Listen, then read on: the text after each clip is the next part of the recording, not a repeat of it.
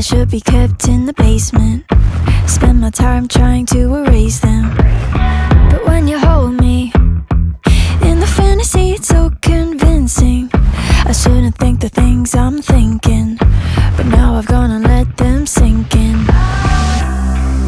The more that I push them away, the more that you're stuck in my brain, the more I mentally undress like in a phase. I get dirty thoughts about you, they get worse when I'm without you. Does that mean that I'm going to hell, or are you thinking them as well?